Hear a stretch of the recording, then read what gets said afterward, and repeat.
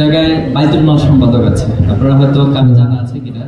এই বাইতুল মাল সম্পাদকগুলো নিয়ে আসলে বলা যাইতো যে ছাত্র শিবিরের টাকার উৎস কি। তো এটা বলবো যে আমাদের সংবিধানে স্পষ্ট বলা আছে আমাদের আয়ের উৎস কি। সেখানে বলা হয়েছে জনশক্তি এবং শুভাকাঙ্ক্ষী বিতান, অর্থাৎ এখানে ছাত্র শিবিরের সাথে যতজনই সাপোর্টার এবং ওয়ার্কার্স এবং যারাই রিলেটেড আছে সবাই ছাত্র শিবিরকে নিজের পকেটের টাকা দান করে।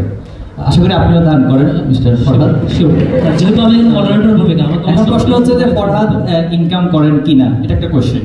তো আমাদের একটা তত্ত্ব আছে যে আমি খরচ করি কিনা, তত যা আমি খরচ করি সেখান থেকে একটা অংশ আমি নিজেকে একটু সেভ করে, একটু নিজেকে কন্ট্রোল করে সে টাকাটাই ছাত্র শিবিরের প্রত্যেকটা জনশক্তি দান করে। এরপরে আমাদের এখানে শিশির ভাই আছেন, গালিব ভাই আছেন, যারা অতীতে শিবির করেছেন, আপনাদের তারাও আমাদেরকে দান করেন। সেটা হচ্ছে তার মানে বোঝাচ্ছেন আপনার শাখায় যারা শোনেন। এই বিড়ম্বনার কথাটা বলি, এই বিড়ম্বনার কথাটা হলো যে অতীতে শিবির করে মনে হয় বিপদে আছে।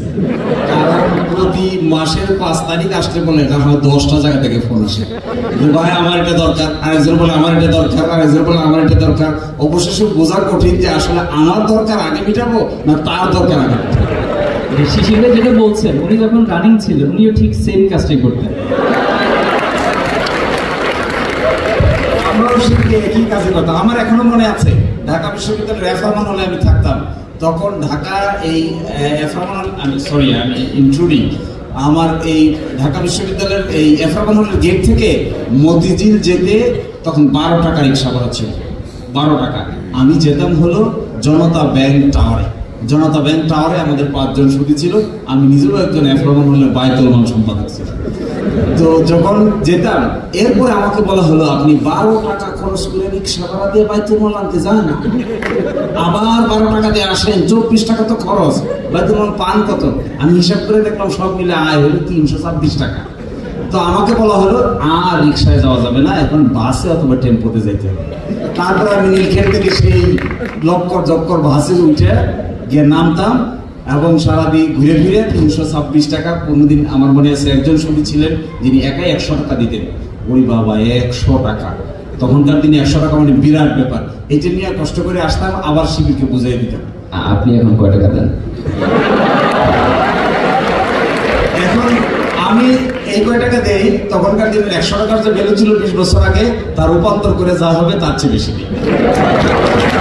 আচ্ছা, তার মানে বোঝাচ্ছেন যে আপনার প্রশ্নে একটু অ্যাড করছি জাস্ট 30 সেকেন্ড। সেটা হলো আমাদের এই যে আয় হচ্ছে আবার ব্যয় হয়, প্রত্যেকটারই হিসাব একেবারে 1 টাকা করে করে হিসাবটা রাখতে হয় এবং প্রত্যেক বছর প্রত্যেকটা ইউনিটে কমপক্ষে একবার অডিট করতে হয়। অর্থাৎ আমাদের কেন্দ্রগুলো হচ্ছে শাখায় করে, শাখা অবস্থান করে, এভাবে একবার ইউনিট পর্যায় পর্যন্ত এই আয় ব্যয়ের হিসাবটা যিনি সংরক্ষণ করেন তাকে দিতে হয়।